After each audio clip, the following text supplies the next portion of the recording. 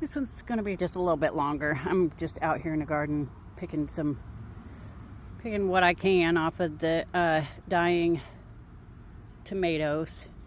But I just wanted to kind of say thank you to my 700 plus people who have decided to follow me. I know that our content that we normally see is very heavily edited, and there's a big production about it, and it's rare that you see just the regular people anymore just out doing what they do.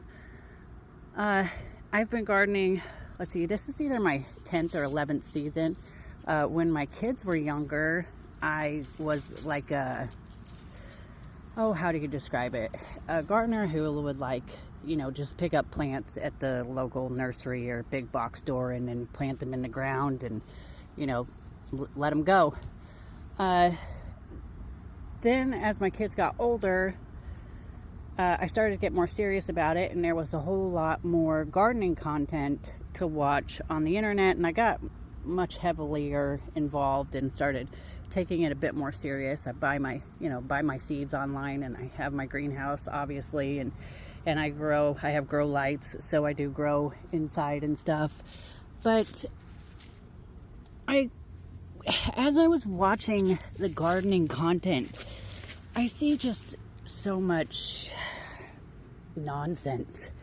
There's just so much nonsense that people will hear and regurgitate, and not knowing, they don't really know, because like I said, all of our information is so curated and hand-picked for us, and it's high production value, and it's edited, and so you don't really get that information that you used to get at, say, like your corner store or your local hangout, where the farmers would tell you what they're growing and what works for them and what hasn't worked for them, and that type of information, just the real raw information. So I know a few of you have tuned in.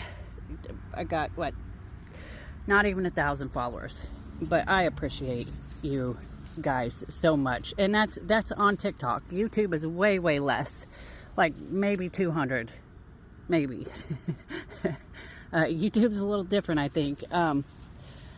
But the reason that I started this is because there's so much just information out there that is not, it's not very real.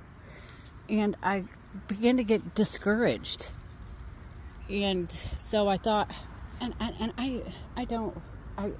all I want to do is talk about the garden. I just want to share. I just want to share the tips that I've learned over my several seasons. I just want to show, what might be working this year versus maybe what didn't work or did work the year before. Tips, tricks, stuff like that, stuff that I've learned.